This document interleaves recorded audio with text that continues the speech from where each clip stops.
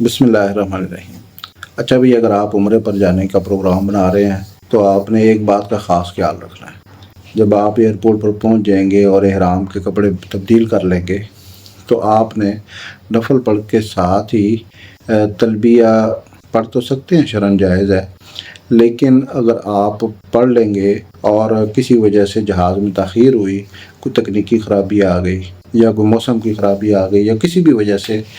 جہاز کی روانگی میں تاخیر ہوتی ہے تو آپ کو احرام کافی دیر تک رکھنا پڑ جائے گا، کیونکہ نیت اور تلبیہ سے احرام شروع ہوتا ہے، صرف یہ کپڑے تبدیل کرنے سے نہیں ہوتا۔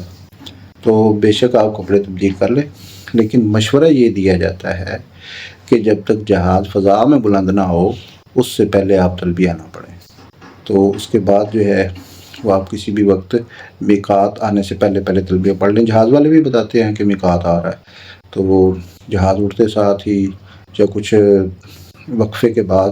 پھر آپ تلبیہ پڑھ لیں، پھر انشاءاللہ آپ پر یہ جو احرام کی پابندیاں ہیں ان میں زیادہ تاخیر نہیں ہوگی اور یہ زیادہ دیر تک آپ پر لازم نہیں رہیں گی۔ یہ عموماً ہوتا رہتا ہے۔ پچھلے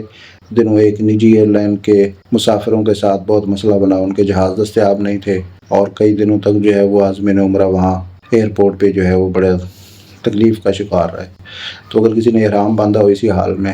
تو اگر کئی دن تک رکھنا پڑ جائے تو بڑی مشکل ہو جاتی ہے، بڑا مسئلہ بن جاتا ہے۔ تو اس لیے یہ مشورہ دیا جاتا ہے کہ آپ تلبیہ اس وقت پڑھیں جب جہاز فضا میں